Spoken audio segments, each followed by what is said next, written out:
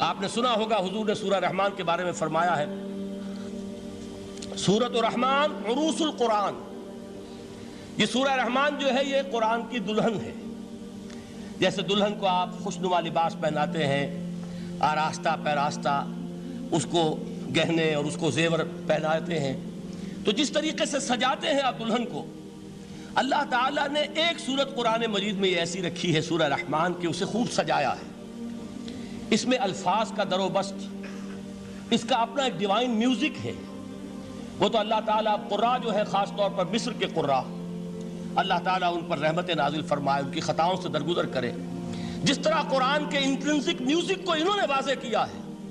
واقعہ یہ ہے کہ اگر یہ لوگ نہ ہوتے، شیخ عبد الباسط محمد عبد الصمد، شیخ محمود خلیل الحصری، یہ لوگ کہ جنہوں نے قرآن کے اس غنا میوزک، یہ لفظ جو ہے آپ حیران نہ ہو کہ میں یہ کوئی شاید توہین کر رہا ہوں قرآن کی، حضور نے یہ لفظ استعمال کیا ہے. تغنو، اس قرآن کو اچھی سے اچھی خوشلہانی کے ساتھ پڑھو. من لم یتغن بالقرآن فلیس منا، جو قرآن کو بہتر سے بہتر انداز میں، اچھی سے اچھی آواز میں، خوشلہانی کے ساتھ پڑھنے کی کوشش نہیں کرتا، وہ ہم میں سے نہیں ہے. بلکہ ایک مرتبہ حضور رات کے وقت آپ گشت پر تھے اپنے ساتھیوں کے حالات معلوم کرنے کے لیے. حضرت ابو موسیٰ اشعری رضی اللہ تعالیٰ عنہ ایک صحابی ہیں، ان کے گھر کے پاس سے گزر ہوا، وہ رات کو تہجد پڑھ رہے تھے، کھڑے ہوئے کیف کے عالم میں قرآن تلاوت کر رہے ہیں. حضور کو بہت پسند آئی ان کی قرات، کافی دیر تک وہاں کھڑے سنتے رہے. اب انہیں کیا پتا کون سن رہا ہے. بالکل اسی طرح سمجھ لیجئے ایک بات یاد آئی ہے. حضور فرماتے ہیں کہ جس طرح کان لگا کر اللہ قرآن کو سنتا ہے، کسی چیز کو نہیں سنتا. ہمیں نظر نہیں آتا نا، ہمیں معلوم نہیں ہے. ہم قرآن پڑھ رہے ہیں تو سننے والا کون ہے؟ سب سے زیادہ کان لگا کر خود اللہ. یہاں اس لیے مجھے یاد آیا کہ ابو موسیٰ اشعری کو کیا پتا تھا کہ کون سن رہا ہے.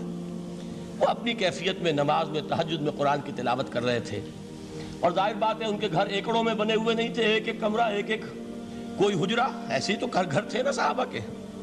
لہذا حضور پاس سے گزرے، آواز آئی، کافی دیر سنتے رہے. اس کے بعد آپ تشریف لے گئے. صبح فجر میں ملاقات ہوئی تو حضور نے تحسین کے انداز میں فرمایا، یا ابا موسیٰ انک قد اوتیت مزمارا من مزامیر آل داؤد. اے ابو موسیٰ، تمہیں تو آل داؤد کے سازوں میں سے ایک ساز اللہ نے عطا فرما دیا ہے. جس طرح حضرت داؤد، لہن داؤدی مشہور ہے کہ جب وہ پچھلے پہر رات کو حمد کے ترانے الاپتے تھے، قرآن میں ہے کہ پرندے شامل ہو جاتے تھے ساتھ، اور پہاڑ وجد میں آتے تھے، پہاڑ بھی ان کے ساتھ شریک ہوتے تھے. تو جس طرح کا اللہ نے ان کو لہن عطا فرمایا تھا، حضور نے تحسین کے انداز میں فرمایا ہے ابو موسیٰ اشعری، اللہ نے تمہیں بھی آل داؤد کے سازوں میں سے ایک ساز عطا فرمایا.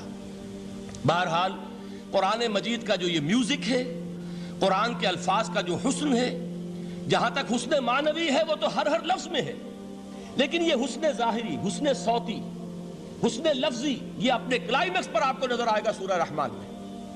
لیکن قرآن میں یہ سورت اس اعتبار سے بھی ممتاز ہے، اس کی 4 آیات پر ذرا توجہ کریں گے، عجیب حقائق سامنے آئیں گے. جہاں یہ قرآن مجید کے حسن صوت اور حسن لفظی کی معراج ہے، وہیں اس کی پہلی 4 آیات میں 4 چوٹی کی چیزوں کا ذکر ہے، سب سے اونچی چیزیں.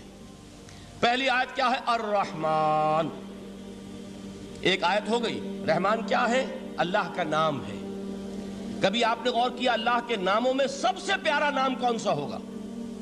رحمان. کیوں؟ اس کا مادہ کیا ہے؟ رحمت. ہمیں سب سے بڑھ کر جس چیز کی ضرورت ہے وہ کیا ہے؟ رحمت خداوندی. نام اچھی طرح سن لیجئے اس حضور کے قول کو. حضور فرماتے کوئی شخص جنت میں مجرد اپنے عمل کی بنیاد پر داخل نہیں ہو سکے گا جب تک کہ رحمت خداوندی دستگیری نہ کرے.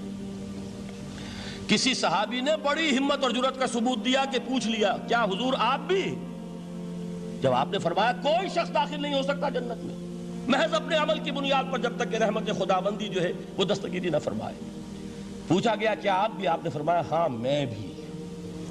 آپ انداز کیجئے کہ اگر محمد الرسول اللہ بھی رحمت خداوندی کے ضرورت مند ہوں تو تاب دیگراں چے رسد، ہماری تو سب سے بڑی ضرورت رحمت خداوندی ہے. اب یہ رحمت جو ہے قرآن مجید میں اللہ تعالیٰ کی یہ شان 2 الفاظ کے ذریعے سے آتی ہے، رحیم اور رحمان. اور کوئی مادہ نہیں ہے جس سے 2 نام بنتے ہوں اللہ کے. لیکن یہ مادہ ہے واحد رحمت کا کہ جس سے رحمان بھی ہے رحیم بھی ہے۔ رحیم صفت مشبہ ہے، رحمت دائم ہو جائے گی، مستقل ہوگی تو رحیم کہیں گے، اور رحمان اس میں رحمت کی ہے وہ شان ہے کہ جیسے ٹھاٹھے مارتا ہوا سمندر ہو، ہیجان کی کیفیت، طوفانی کیفیت، رحمت خداوندی کا طوفانی جوش، وہ ہے رحمان۔ آپ تو رہتے اس علاقے میں ہیں، آپ کو معلوم ہے عرب اگر بھوکا مرا جا رہا ہو تو کیا کہے گا؟ انا جوعان۔ پیاسا مرا جا رہا ہو انا عطشان۔ بہت غضبناک ہوگا غضبان، غضبان آصفہ قرآن میں آیا ہے، بہت غضبناک۔ رحمان جس کی رحمت جو ہے جوش میں ہے، ٹھاٹھے مارتے ہوئے سمندر کے مانند۔ تو یہ اللہ تعالیٰ کے ناموں میں سب سے پیارا نام۔ اب آگے چلیے، الرحمن علم القرآن، رحمان نے قرآن سکھایا۔ رحمت خداوندی کا سب سے بڑا مظہر، رحمان کی رحمانیت کا سب سے بڑا مظہر قرآن ہے۔ ان میں جو منطقی ربط ہے اس کو سمجھتے جائیے۔ اچھا آپ یہ سوچئے، جو علم بھی انسان کو حاصل ہوا وہ کس نے دیا؟ اللہ نے۔ سائنس کا علم کس نے دیا؟ اللہ نے۔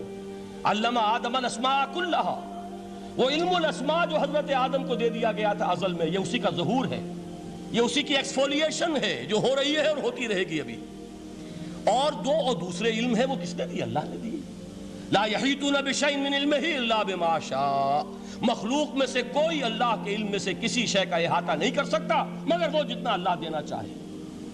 لیکن یہ کہ تمام علوم میں چوٹی کا علم قرآن، نوٹ کرتے جائیے، اب چوٹی کی چیزیں جمع کیجئے۔ اللہ کے ناموں میں چوٹی کا نام رحمان، اللہ نے جو کچھ انسان کو سکھایا اس میں چوٹی کا علم قرآن۔ خلق الانسان، انسان کو پیدا فرمایا۔ سوال یہ کہ حیوانات کو کس نے پیدا فرمایا؟ آسمان کس نے پیدا کیے؟ زمین کس نے پیدا کی؟ فرشتے کس نے پیدا کیے؟ کیا مطلب خلق الانسان؟ اس کی تمام مخلوقات میں اس کا کلائمیکس، اس کی تخلیق کی معراج، اس کے تخلیق کا نقطہ عروج انسان ہے۔ یہ ہے کہ جو مسجود ملائک بنا ہے۔ وَلَقَدْ كَرَّمْنَا بَنِي آدَمَ وَحَمَلْنَاهُمْ فِي الْبَرِّ وَالْبَحْرِ وَرَزَقْنَاهُمْ مِنَ الطَّيِّبَاتِ وَفَضَّلْنَاهُمْ عَلَى كَثِيرٍ مِّمَّنْ خَلَقْنَا تَفْضِيلًا۔ تو تخلیق میں سب سے اونچی تخلیق انسان کی، علموں میں سب سے اونچا علم قرآن کا، اللہ کے ناموں میں سب سے اونچا نام رحمان۔